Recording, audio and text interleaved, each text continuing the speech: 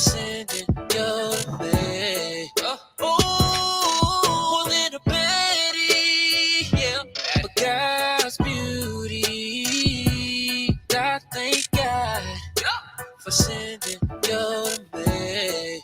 Oh, you're royal, a part of God's kingdom. I thank God for sending you to me. Oh, what's poppin'? Hey. Let's go. I was just over here bopping to the theme song, man. Huge shout out to my boy Troy. Me and Troy go way back. What up, Troy? Listen, Troy, let's go. Ones and twos. Yeah, man. Troy is like, hey, just for the record, Troy is like, he's like one of my favorite vocal arrangers, man. Like he doesn't know this, but he inspired me so much. We used to work together on a lot of music back in the day, man. Like when I was in Sacramento, I think I was. That was like when I was maybe 4 years from moving from Dayton, Ohio. I worked with Troy a lot. And man, he's just so gifted, man. So shout out to Troy. I love that. Shout out Troy Hayes. We can all three do a collab, Troy. I know. Hey, what you gonna do, Rat? What you gonna do? I'm gonna sing. You gonna sing? Okay. All right. You sing? I didn't know that. Yeah, it sounds real good in his ears. Nah. In the Lord's ears, see, the Lord said make a joyful noise. He didn't say make a beautiful noise. He said a joy, right? Joyful. That's where we right there. All right, we're gonna roll with that. We rocking with that. All right. We're gonna stick right there with that. Listen, how was everybody's Friday? Everybody have a wonderful Friday? My Friday was great. My Friday was amazing. I spent it with my kids. I had a busy week this week. And my boys had that look in their eye. I'm looking like, it looks like some us time is upon us. So I'm like, let's do that. Let's do it Friday. So that's what we did. We spent today. I asked them today what they wanted to do, and they made my heart so happy, y'all.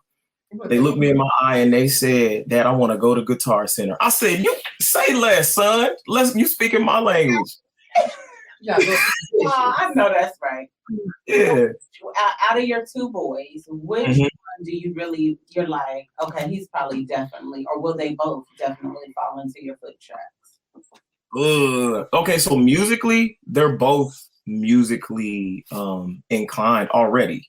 Like already, they hear music, they're starting to play a little bit. One of my sons is playing bass, the oldest son, Caden, and then Jace, my youngest, he's like, he in the shower and he's going for it. Like falsetto runs, vibrato, he's going for it. When I tell you, like, you think he having a full-fledged concert in the shower, he is. He really is. And all that to say, both of them are into music and they're both asking questions. Dad, who's that on stage? Who's playing this week? Who's doing that? But my youngest son reminds me more of myself. Okay. My youngest son. He's taken on a lot of my personality traits. So yeah. Lord bless him. Lord bless him. On some of your pictures on Instagram, you can see that. Yeah. I love it. You have a beautiful family. Thank you so much. My wife is amazing, Jessica. Man, she's amazing. She's a little under the weather right now, so just be praying for her. But she's great. She's an amazing mom, and she made a huge adjustment to be with me. So shout out to her as well. Well, listen, we are so glad that you stepped up on the platform. You know how we do it here at Be Beauty Listen, where we're both educated, ambitious, unstoppable, talented, and yielded, where we're growing and glowing with his purpose on purpose. So we're going to get right into it. Whole sermon. I just preached. Come on now. That'll preach and teach. Okay? All them acronyms. Well, I'm going to use some of your words from Behind God of Impossible. And these are words from Howard McMahon. I felt inadequate, out of my element, powerless, cut off, unequipped, depressed, alone, and resentful. However, I still believed in God, and my faith led me, even though it seemed impossible, to put Proverbs 18:21 into practice. The lyrics of this song were birthed as a prayer during some of the most mentally challenging years of my life. So let's get into it. Where should I start? Wherever you want to go. All right, so God of Impossible, that like I was saying, that song began to write itself. I truly believe that song began to write itself. I decided to move in 2012 to move from Dayton, Ohio, where I was born and raised, out of the nest, out of the comfort zone to California, where my wife is originally from. She was born here. And I wanted to get her near family and all that good stuff. And I was a traveling musician and all that good stuff. And we picked up and moved in 2012 or 2013. And we landed in Santa Barbara, California, and like culture shock. When I tell you like culture shock, I didn't know anybody. You know where we from. Dayton. Everybody knows everybody. My family's from there. Actually, like my family's from there. If this doesn't work out, I got my family right here. You know what I'm saying? When I moved to California, it's like my wife's family is close, but not like close enough to like bail us out if we need to.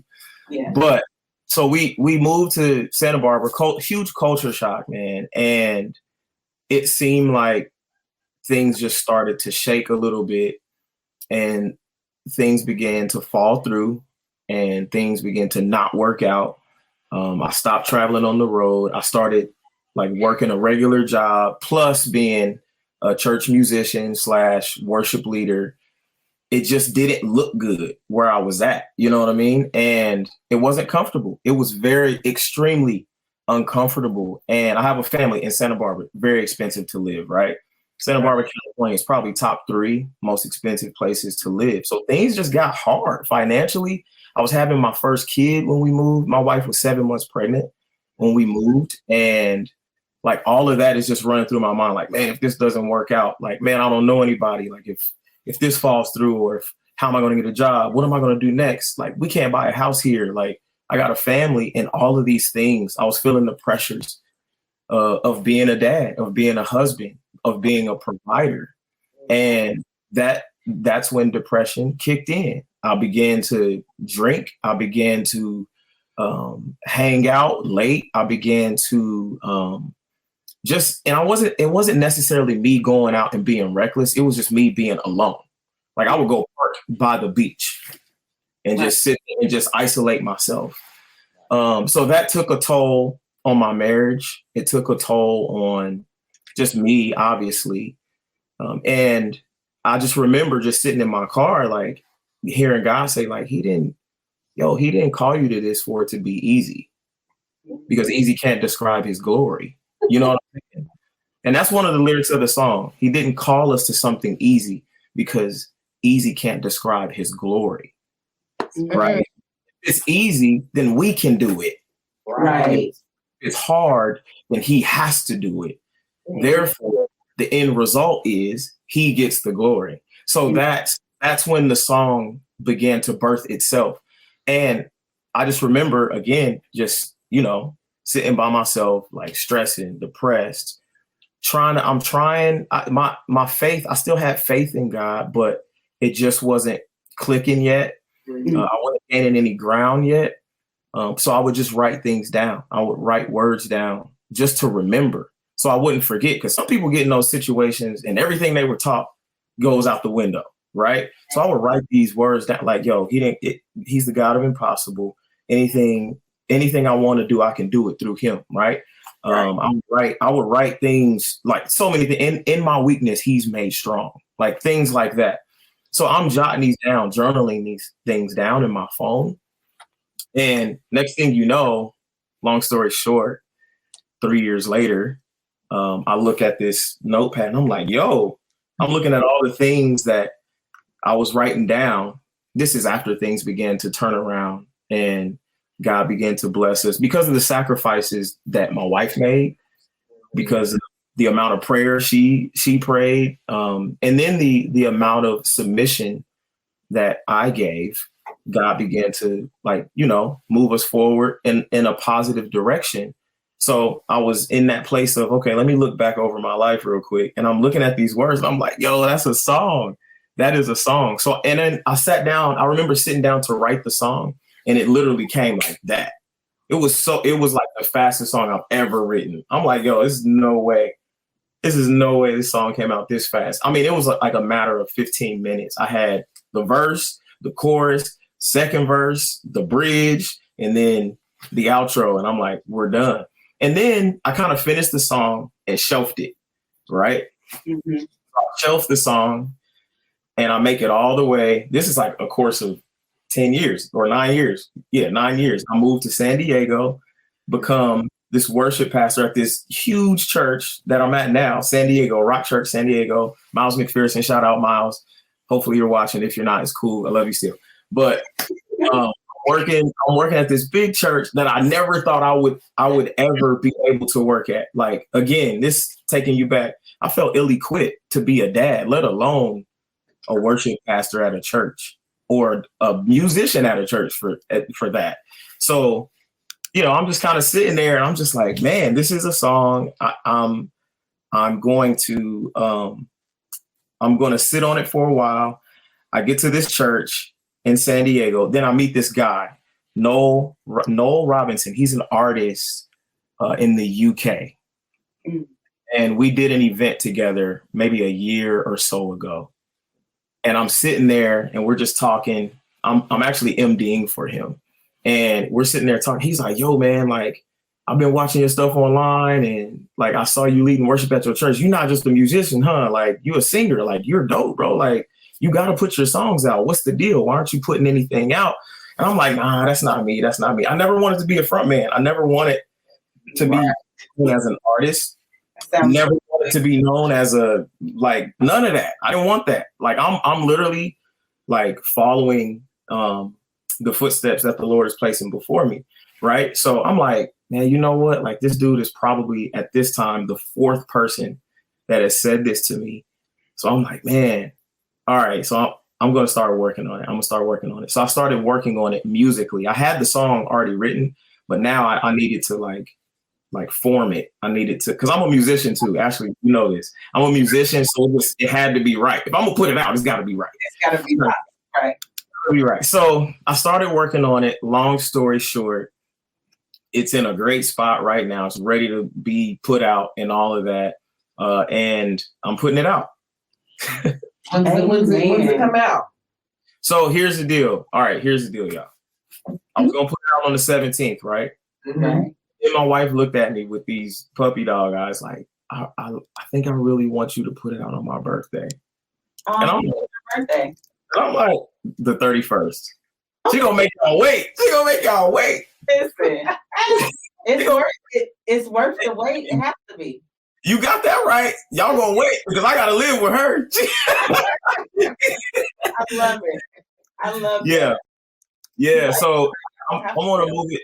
I'm gonna move it to the 31st just because, you know, it's not like it's a CD anymore. Everybody has access to music whenever they want now. It's easy now. So I was like, you know, why not put it out on the 31st?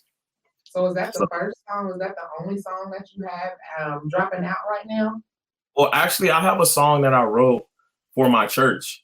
It's called Heaven Came Down. And it's 2 versions right now. It's a radio version and it's like an acoustic edit version. I wrote that song basically for Christmas. We had a big Christmas Eve service. Like, our church, man, like, they housed a lot of people for Christmas this year. It was a pretty big deal. And we premiered it on that day. Like, we sang it for the first time that day, Christmas Eve, and then we released it that day. So, yeah. So that's the only other song. I've worked on many other songs, like, as a musician, as a producer. I've even sang like BGVs. I've sang choruses for rappers. Like, I'm all over, but it's things I'm not really proud of. It's things that don't represent who I am today. So it's like, you know, why promote it? So it's a couple of things you said. You said a whole lot as far as like. Oh, and I was trying to consolidate. Yeah, I'm sorry. No, it's not a bad thing. It was just like, wow, I heard timing. I heard sacrifice, even for your wife. Yeah. I heard, like you said, you were depressed. You went through a depression. Yeah. also heard that your foundation, because I know you a little bit deeper, your foundation of you being raised in church is what kind of sustains you in spite of you 100%. attached. So you hit on a little bit of those, like timing. How has timing played a role in God showing up in this aspect of your life right now? Oh my gosh. Like timing is everything. Like timing is everything. There are so many lessons in timing. Like God gives us certain things at certain times because like if he gives it to us too early, we might not be able to digest it right there, or we might mishandle it. Like, well, it's like giving a 12-year-old $12 million. Wow. Like they don't know. They don't even know how to open a bank account yet. You know what I'm saying? So it's like timing is everything. And that's where the faith kicks in. When things aren't going the way you want them to go, you have to understand and remember all things work together for the good of his people, you know? So timing has played a huge role in everything. When I retrace my steps, like I'm the type, I have a really strong memory. I have a photographic memory. So I remember certain people at certain times, where I saw them, what shoes they had on. Like I'll retrace like my steps. Sometimes I'll sit in bed at night and I'll just retrace like all the things that have like transpired over 3 years and just look at all the dots connect. Like, man, if I didn't do that, or if God gave me that, then I would have been jacked. Or like, if I would have met that person, or if I would have met that person when I was like that person probably wouldn't have been my friend. So then that person wouldn't have connected me to that person. And it's like, dang. And I retrace my stuff. And it's just that all boils down to timing. Like who you are as a person determines who you meet and, you know, all that stuff. So, yeah. So timing played into that. I mean, obedience too. Yeah. Ooh, let me ask you this. Mm-hmm. Was there any part of the journey that you missed a step out of disobedience and had to, you know, repent and get it together? Was it one? It wasn't once. It wasn't twice. It was probably like 20 times. Right. But like to me, when we're disobedient, that's like giving yourself a detour sign. Mm-hmm. You know what I'm saying? You know how you be driving and you know where you're going. You know where you're supposed to go. And you driving, a familiar place, and you kind of in a rush to get there. And you like, man, I'm about to pull in. And then you see a detour sign where you got to go all the way left and all the way around the other side of the city just to get. That's what being disobedient does. It just sends you on a detour. Like, okay, you don't want to obey now. I got to send you through a few more lessons. Let me take you this way. Listen, I just posted that today. I said disobedience causes delays, but obedience causes us to grow. Man. I'm seeing that. We both seeing that in our lives. Like so much has been delayed because of disobedience, but now it's like, oh my God, it's so much easier to be obedient. Right. Because not only does it put me in the position that God wants us in, but it also causes you to grow in your faith in him. So that's amazing. And I noticed that when we're obedient, it's like everything just speeds up. It's like it's quick. It's suddenly. It doesn't take that long. And even when you're obedient, there's a certain joy and peace. Yes. Even in the unknowing, even if you don't know like what's ahead, when you're being obedient, when you're saying, okay, God, like here you go, when you holding it like this, here you go, God. He gives you this peace and this joy that is sovereign. That's joy. Like joy from God isn't. It doesn't. I heard my dad say this. I'm sounding like him, Lord Jesus. But like joy is sovereign. It's the sovereignty of joy. There's nothing attached to joy. Nothing can take it away. No job, no man, no woman, no boy, no girl, no family member. Nothing good or bad can take joy, the sovereignty of joy away. God's joy is the joy we should be chasing. And that's what happens when we are completely surrendered and obedient. And that's beautiful. That's amazing. I'm over here excited because it's like, oh my goodness, I know what he's talking about. Yeah. I understand. It's like, man, oh my goodness. It's exciting because when you experience in your real life, it's like you understand those exact words. It's like nothing that we've gone through in life that God has caused us to go through can take away what the experiences that we're having now and fully walking in our purpose with Him. 100%. It's just like amazing. And even for your wife, I think like that stuck out too. The fact that she pressed in. You said she was praying for you. She pressed in. She pressed in. Like tough. Like she should have like probably left me. Like I didn't like honestly, like I was just not present. I wasn't I was almost ready to just give up. Like I wasn't doing nothing crazy. I wasn't like going out and cheating and sleeping and I was literally just completely giving up on myself. Like saying I can't be a father, saying I can't be a husband. So I'm like checking out almost. And she was like, yo, I said for better or for worse, this is what it is. And my wife is half Italian, so she ain't giving up. Like she half Italian, yeah. So she ain't giving up. When she when she says it, she's doing it. It's happening. I know that's right. Like there's gonna be a follow through somehow, some way. And she was like, she looked at me like, we're not doing this. We ain't splitting up. I'm in it. Like I'm here with you. If I gotta follow you around foot to foot to make sure. She was there. She was there and praying. And she's so spiritual, man. And it's like I've seen her evolution like over the course of these 10 years. We've been married 10 years now. And like I've seen this, like her amount of patience started at a certain level when we got married. And now like her amount of patience and like peace about things and her connection to the Holy Spirit has just increased. And I personally don't think she gets enough credit for that. And I think God has something for her more than she even knows that He has for herself. So I'm just expecting great things from her. But yes, she was definitely pressing in, praying for me, faithful to me. And she was just resilient, man. Like she stayed in it. Wow, that's beautiful. All right, so I have a question. With going through all of that and being a worship leader, how were you able to still worship in spite of how you felt? Yeah, man, it's some days you don't. Some days we go, and all worship leaders, even if they say they don't, all worship leaders go through this. There's weeks, even now, I'm in a very healthy mind, spirits, emotions. Like I'm good, but there's even days now where I'm like, I don't feel like being up here. And I'm literally going through, my talent is getting me through. My routine is getting me through. But it is our job as worship leaders to remember and respect that platform. So you have to pray yourself through that. There's been times where whole first song, I'm like checked out.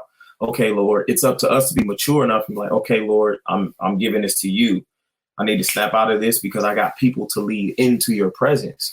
And, the mature ones snap back into it and are effective. But yeah, back then there were times where I'm like, I'm there and I'm just not there ever. Like, I feel like I had no business being a worship pastor, but the Lord allowed it because there was a lesson in that for me because of the today. And see, that's what I love about God, because it's like, in spite of when you're called for something, He keeps you covered. Even for us on this platform, our starting out, it wasn't so much how we started and we're evolving, but it's like that scripture in Proverbs, He has not allowed us to be put to shame or disappointed, because He knew in spite of whatever it was we was going through, like our trust was in Him. And that's what I'm kind of hearing from you. It's like, God knew, like, okay, in this moment, God, I really don't feel like being up here.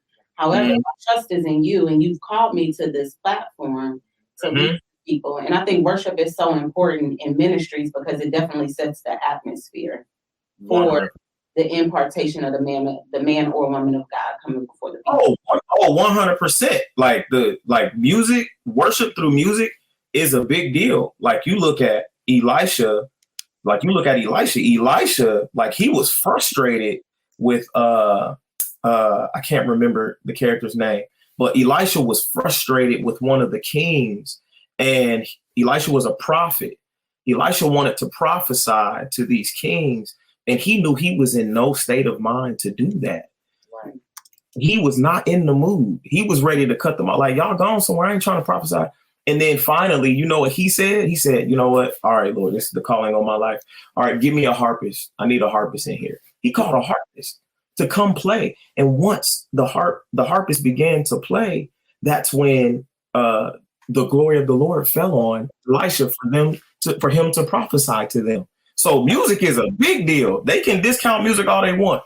These pastors and worship pastors that don't take it serious enough and just hire anybody to do it or whatever, like, that's a big deal. That's a big deal because, like, look at that situation. Look at that story. Look how important it is for that person to even be connected to the Holy Spirit. So, yeah. Wow. Yeah. That's worship leaders are the front line. Yeah. The front line, and that's why they're attacked so much. Because you got to think about the story of Lucifer. He was a worshiping angel. So of course he's gonna attack the worshipers. Y'all in his spot. We are in his spot. 100%. Yep. 100%. Like y'all. He doesn't. And he tries to take us out, man. And he tries to take us. I feel like Satan tries to take us out in the most, like, publicly humiliating way. Yeah. Mm-hmm. You know what I'm saying? Because he was taken out in the most publicly humiliating way. Yeah, sure was. It said he fell from heaven like lightning. That means God body slammed that joke. Like, yeah, Now body. it's like getting dunked on your head in front of your friends. Like, dang, bro. Like, you know what I'm saying? He trying to do the same to us. Yeah. Like, let me dunk you on your head in front of these people so they know, like, it ain't that. See, I told you. He ain't anointed. He ain't this. He ain't got it. It's crazy. And just think of everything that we go through.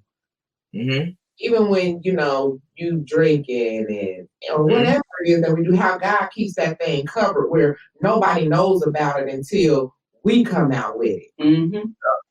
Yep. And then it's things where, like, you got a body slam you. Yeah. About it. But even in God pulling your hair or body slamming you, it's because he loves you. And it's because he's like, listen, I've given this to you. And I've given you grace after grace and mercy after mercy. And now I have to let you know this is wrong.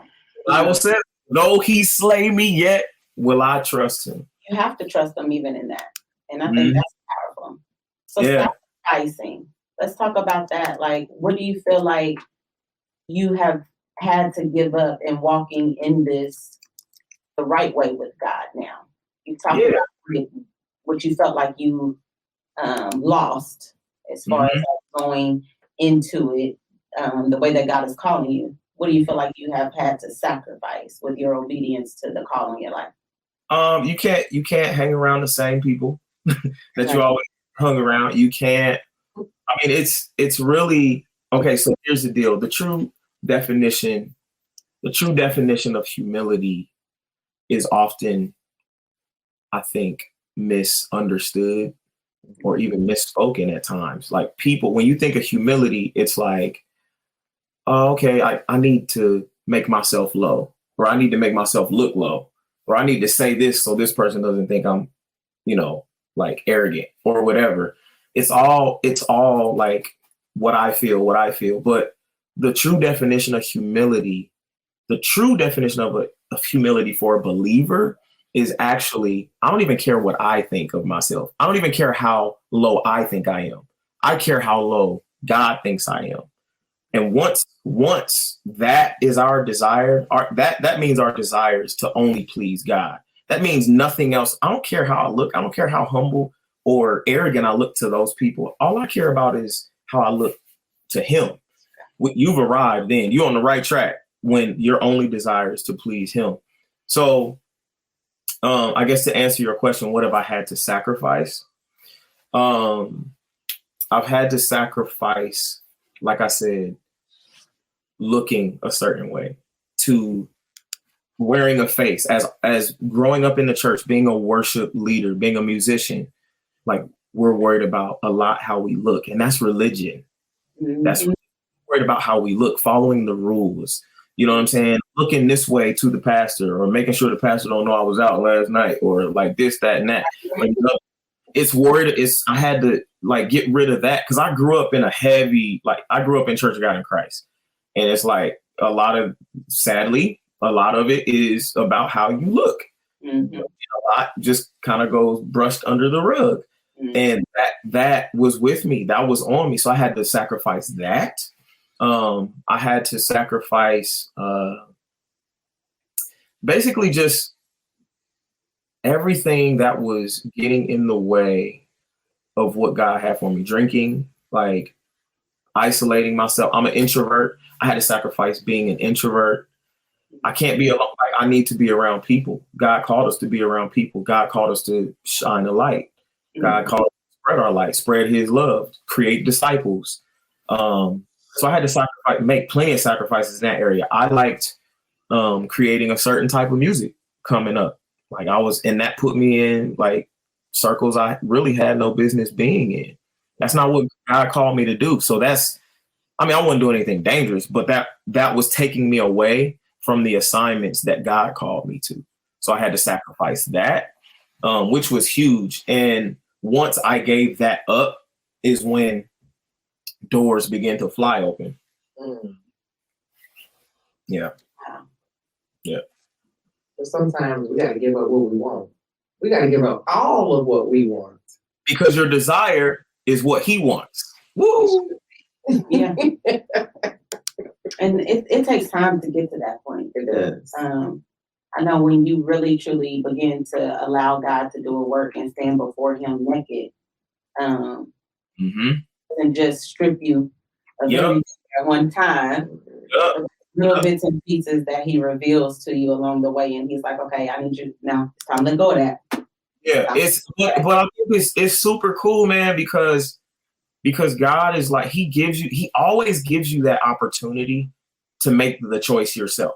Yes, he does. He always does, because you know why? There's glory in the choice. Because if you choose it, then it's like equivalent to me giving you $100 out of the kindness of my heart versus, oh, I owe you this, or you take it, right? It's that God gets glory from the fact that we decided against our flesh, against what we really wanted, to please him instead. And that's it, man. There's glory. So look at your neighbor and say, there's glory in the choice. There's glory in the choice. Well, come on, somebody. You better come on now. There it is, preacher. Say, you shall be rewarded. Hey! All you need is a little keyboard to hit that. I got one back there. Yeah. Oh, man. I love it. Yeah. We got our question, our acronym question. We sent it to you just so you could kind of meditate on it. Mm-hmm. As a worship leader, as a husband, and as a father, where are you now as far as Be Beauty's acronyms? Being bold, educated, ambitious, unstoppable, talented, and gilded.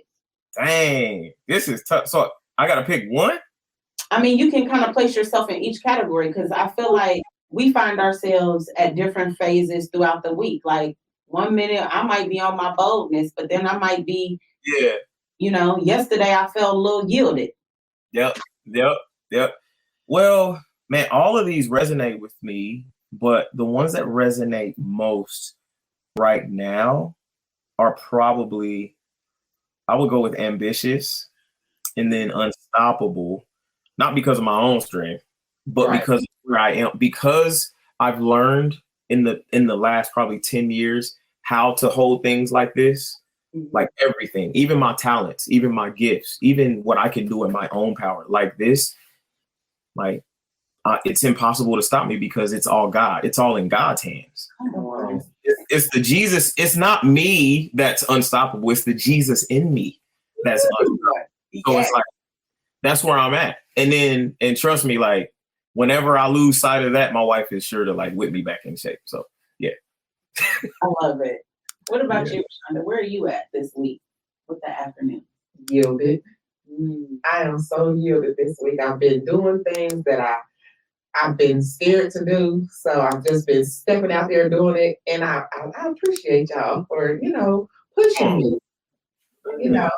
So I need that sometimes. I need to be pushed sometimes because I'm like you. I'm an introvert too. I'm cool in the background and just And that's a lucky spot right there. I'd rather be there, yielding. As you please. Yeah. I mean, you're good at waiting. You're good at waiting on the Lord. Yeah. Yeah, that's good. Somebody else come and tell me. I might have heard it, but I'm gonna sit there. Uh-huh. Else gonna come and say, "Oh, yep, you're supposed to be doing this." Oh, okay. Wait on the Lord. I'm being good and trying to be unstoppable. Hit that note again. No, wait on the Lord. That's how my dad would hit it. You wait. Hey. Oh, boy. Get a little stronger. Y'all know I think I can sing and I can't. Where you at this week? Where am I at this week? At the top of the week, I was yielded. Now, today when I came in here, I was feeling, that sounded like Deion Sanders in him. I felt a little unstoppable. Okay. Come on now. Again, not so much me being unstoppable, but the God in me is unstoppable. And I can say because I have been intentional with my worship. Yeah. I have been intentional with being in the word. And because of that, in the moments where I felt weak, it says, I think that's in Isaiah, where it says, his arms are outstretched with strength. And because of that, he is the God of impossible. And so I'm unstoppable because God can do the impossible. Come on, so can I get it?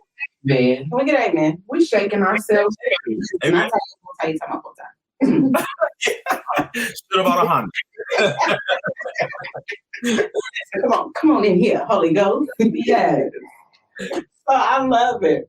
So Howard, after January the 31st, are we gonna dropping something else? Yes, man, it's this song that I just started writing, actually, and it's like it's gonna form quickly because I am a producer and songwriter. I can get songs done fast. A lot of songwriters aren't producers, so they have to go to outsource their stuff to produce it and get the progressions and the meat of the song down. But for me, like I'm able to write a song and like record it tomorrow. Like, let's go. Like, let's do it. So I can drop songs. I can start a song, writing a song today or half of a song, and I can say, I want to release this by next week, and I can do it. So I'm saying that to say confidently, this song that I just started writing is going to be the next song that I put out. And it's say it again. Videos. What about any videos coming with the videos? Yeah. So a video for God of Impossible is already in the making. Like I love it. We're talking about the look of it and what it should look like, what it should be like. So it is in the making. That should be coming soon. No definite date yet. Remember, I didn't plan on this song like doing. I just wanted. Okay, so I wanted to put this song out honestly, just so I could leave something behind for my kids to be able to listen to for when I'm gone. Wow. You know what I'm saying? And it having the message that it has, like, that means everything to me because they may hit a rough spot in life and they'll hear the same lyrics that brought me out of darkness. You know what I'm saying? So I never wanted to be, I don't want to be an artist. I just want to put out music that inspires and that invites the presence of God to wherever people are. Can we get a snippet of the lyrics? So I'm about to give y'all, let me see. So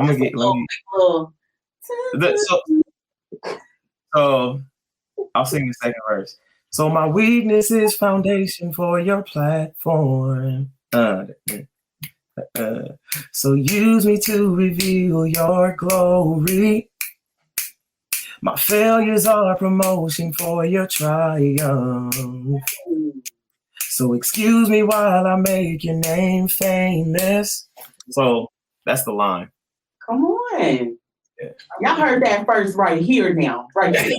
I can't wait for y'all to hear it. I can't wait for y'all to hear it in its entirety. Yeah. We're excited to hear it in its entirety. Like, I love that. I'm proud of it. It's upbeat. I heard that. So it's an upbeat song. Yeah, technically it's okay for all the musician junkies out there. It's in 12/8, but it is up tempo. We get back to the 1, 3, 5, 6, 7, 8. We get back to that. Okay. So just say 4/4. But yes, it's up tempo. We'll leave it there. Okay. Because I was like, phew, where they go? Come back here. You gotta talk our kind of talk with us. We not musicians. You gotta talk our talk. Okay. Slow motion. That's us. Upbeat. Okay. Not even upbeat. It's probably mid tempo. It's got a little groove to it. It's got a little soul to it. It has honestly, it's a combination of kind of everything that I am. Like it's kind of a melting pot of everything. It starts off kind of like you got your fusion-y vibes, then you got a little bit of jazz in there, then you got a little bit of one song, Come Holy Spirit. Oh yeah, it's got kind of that vibe in there, and then it's got some CCM in there, then it's got some like hardcore gospel at the end. So it's like it goes through phases throughout the whole song. So it's cool. How long is the song? It's about 5 minutes and 4 seconds. So in 5 minutes, you able to get all of those different tempos in there? Well, not tempo, not necessarily tempos, just the feel, the vibe, the sound. Okay. You know, and it's sonically speaking, like you can hear a lot of different genres within the song. The chorus feels one way, verse feels one way, the bridge feels one way, and then the bridge turns into this. So it's like. So it's an experience all in one song. It is. It's a story. And then, the bridge and the final chorus kind of just takes it home. It's a pretty big song. There's a 14-piece string section on it as well. So the song feels like really big, and the strings, in my opinion, shout out Hamilton Hardin, who arranged the strings on this record. Everybody knows Hamilton, the great, the prodigy. He's dope. He arranged strings on this and really helped like enhance the story. Like it's nuts. It like the first part of it feels like a Disney record. You like, what am I listening to? Like, is this the right record? Like, but he takes you on the journey and he just brings it home so nicely, man. Shout out to him.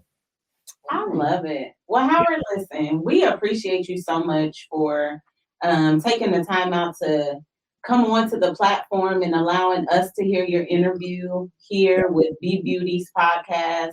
Yeah. How can people get in contact with you if they want to book you for your single or just want to talk to you for music? 100%. I say just follow me on Instagram at Howard McMahon. McMahon spelled McMahonii. Follow me there. Book me there as well. I do everything from Instagram. And then we can just go from there. Okay. Awesome. Yep. Shonda, how can people get in contact with you, Miss Girl? Well, y'all can contact me on Instagram at Miss Divine34. And on Facebook, I'm Rashonda Henley. I love it. Let's go. I'm Lady A. McGuire on Instagram. And on Facebook, I'm Ashley McGuire. And we want y'all to go be bold, educated, ambitious, unstoppable, talented, and yielded, where y'all grow and glow with his purpose. Understanding that God can do the impossible. Yes. Ooh, I like that. That got a little spin on it. That got a little something on it. Look, I like that. all 2023. Listen, I just got a word from one of the prophets, one of our sisters, Beth Kelso. She said, finish. I said, well, we just started. She said, I said, finish. The word, the Lord said, finish strong. Every day, finish strong. Finish strong. Come on. Strong, finish strong. Finish You strong. know, it's gonna have your up and downs in between, but in the end, it's gonna be way up here.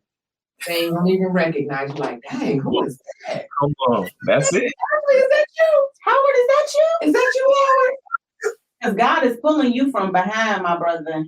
You already in front, but I'm talking about like spiritually, like where God is taking you. He is pulling you out of that introvert, and now he's placing you where you on the world, a whole nother level now. Yo, he really is, because I don't normally do these things. I was like, ugh. But I thank you for the love. Hey, that's love. If Ashley called, you gotta say yeah. You gotta say, Love it. yeah, man. Well, we about to get up out of here. All right. Thank y'all so much for having me. shout out to the whole staff, everything y'all are doing. I love it. I watched a couple of the episodes. I'm so proud of you, Ashley, whole team. I'm proud of all of y'all. And I'm praying for you guys. Let me know if you guys need anything from me, anything I can help with. I would love to be a part. So God bless y'all. You coming back too. Hey, let's go. Hey. For the next single. You're beautiful. So beautiful. God, thank God for sending